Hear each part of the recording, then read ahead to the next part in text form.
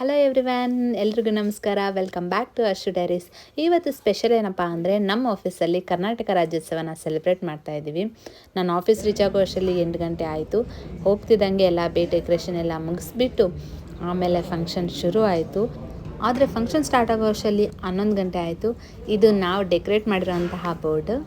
ಅಲ್ಲಿ ಕಾಣಿಸ್ತಾ ಇರೋಂತಹ ಕುವೆಂಪು ಅವರ ಚಿತ್ರ ಬಂದುಬಿಟ್ಟು ಅದು ಡ್ರಾಯಿಂಗ್, ಆ್ಯಕ್ಚುಲಿ ಫೋಟೋ ಪ್ರಿಂಟ್ ಅಲ್ಲ. ಎಲ್ಲರಿಗೂ ನನ್ನ ನಮಸ್ಕಾರಗಳು. ನಾನು ಇಂದು ಕನ್ನಡ ರಾಜ್ಯೋತ್ಸವದ ಸುದಿನದಂದು ನಿಮ್ಮೆಲ್ಲರ ಮುಂದೆ 2 ನಿಮಿಷ ಮಾತಾಡಲು ಹೆಮ್ಮೆ ಪಡುತ್ತೇನೆ. ನವೆಂಬರ್ 1, 1956 ಕನ್ನಡ ಭಾಷೆಯ ಮಾತಾಡುವ ಪ್ರದೇಶಗಳನ್ನು ಒಂದುಗೂಡಿಸಿ, ಅಂದರೆ ಇಂದಿನ ರಾಜ್ಯ ಕರ್ನಾಟಕ, ಅಂದಿನ ಮೈಸೂರು ರಾಜ್ಯ ಒಟ್ಟುಗೂಡಿ ಕರ್ನಾಟಕ ಪ್ರಾರಂಭವಾಯಿತು. ಎಲ್ಲರೂ ತಿಳಿದಂತೆ ಬಾವುಟ, ನಮ್ಮ ಬಾವುಟ ಕೆಂಪು ಮತ್ತು ಹಳದಿ. ಈ ಕೆಂಪು ಮತ್ತು ಹಳದಿ ಬರೀ ಬಾವುಟವಲ್ಲ, ಇದು ನಮ್ಮ ನಾಡು, ನುಡಿ, ಸಂಸ್ಕೃತಿ, ಪ್ರಕೃತಿ, ನೆಲೆ, ನಾಡು ಇದೆಲ್ಲ ಒಗ್ಗುಗೂಡಿದೆ. ಕುವೆಂಪು ಅವರು ಹೇಳಿದಂತೆ ಎಲ್ಲಾದರೂ ಇರು, ಎಂತಾದರೂ ಇರು, ಎಂದೆಂದಿಗೂ ನೀ ಕನ್ನಡವಾಗಿರು ಅಂತ ಹೇಳಿ. I'll be just translating whatever Naga said for the people who doesn't understand Kannada. So first of all, happy Karnataka Rajyotsava to every one of you. Our Karnataka, how it started? In November 1956, all the region, Kannada speaking people, everybody got into one state, from where the Karnataka got into existence, where the Karnataka was got. But previously the Karnataka name was Mysuru. Like first it was like Mysuru state, then it moved to Karnataka state by Devraj Aras in 1973. From that time we are calling it as a beautiful Karnataka. So I will be telling some interesting facts about Karnataka which so many people don't know. Let's go one by one. Yeah. Did you know Karnataka is the only Indian state that has all landforms, mountains, plateaus, forests and sea coast? Our Vijayanagara Empire in Hampi was one of the richest cities in the world. Even foreign travelers compared it to the Rome. Agumbe in our Western Ghats is also called Cherrapunji of South India for its heavy rainfalls and magical sunsets. Bengaluru is not just Indian Silicon Valley, it was also Asia's first city to get electricity from hydropower way back in 1905. The world's first private radio station started in Bengaluru in 1924 by an Indian named Professor M.V. Gopalaswamy. Karnataka is called the Silicon Valley of India, but also leads in aerospace, machine tools and silk production. Hubballi Dharwada houses the Asia's largest printing press. Nandihalli near Kolara hosts one of the world's largest geological formation, about 3.5 billion years old. HAL, you might have known this. Hindustan Aeronautics Limited, India's major aerospace company, was found in Bengaluru even before independence in 1940. And for the people in Karnataka, Kannada is not just a language. It is our identity. It is our heritage. It is our culture. And wherever, no matter where we are in the world. So when we say like Jai Karnataka, we all feel proud. And for the people who are Kannadigas, I just want to request you to, wherever you are, you just try to speak in your language, try to protect, because if we don't protect, no one will scam, right? And also, it is the land of culture, art, music, literature, innovations, from the Hoysala's temples of Beluru, Halebeedu till the modern cities of Bangalore. We know how Karnataka grew. So we need to protect this.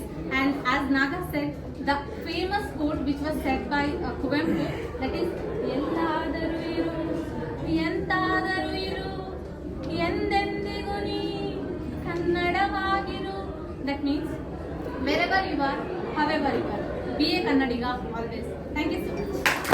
And also one more fun fact I need to add. So this was the idea by Stacy. If you scan this QR codes, you will get a particular place and fun facts. And also one more fun fact I need to add.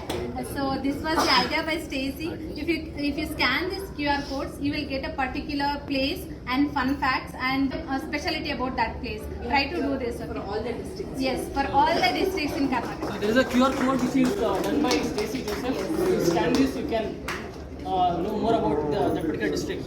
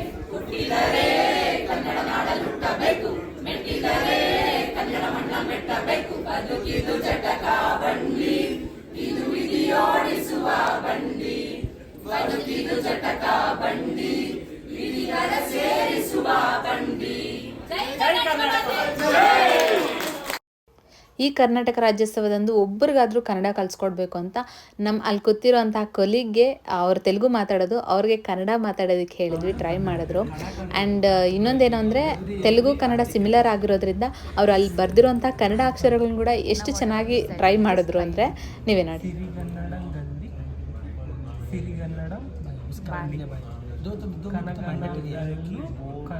Kannada Sudi Kannada.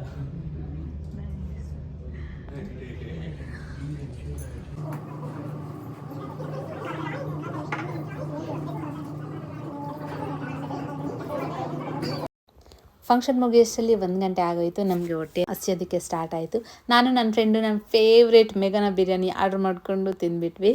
So ತಿಂತಿದ್ದಂಗೆ ಸ್ವಲ್ಪ work ಮುಗಿಸ್ಕೊಂಡು ಆಮೇಲೆ ಆಫೀಸಲ್ಲಿ ಸ್ವಲ್ಪ office ವಾಶ್ರೂಮಲ್ಲಿ photoshoot ಮುಗಿಸ್ಕೊಂಡು ಈ ಡೇನ end ಮಾಡಿದ್ವಿ. ಇಲ್ಲಿವರೆಗೂ ನೋಡಿದ್ದಕ್ಕೆ ನಿಮ್ಮೆಲ್ಲರಿಗೂ ತುಂಬ ಹೃದಯದ ಧನ್ಯವಾದಗಳು. ಹೀಗೆ ಸಪೋರ್ಟ್ ಮಾಡ್ತಾಯಿರಿ ಅಂತ ಹೇಳ್ತಾ ಇವತ್ತಿನ ಈ ವ್ಲಾಗ್ ಇಲ್ಲಿಗೆ ಮುಗಿಸ್ತೀನಿ. ಮತ್ತೆ ಸಿಗೋಣ. ಅಲ್ಲಿವರೆಗೂ ಬಾಯ್ ಬಾಯ್.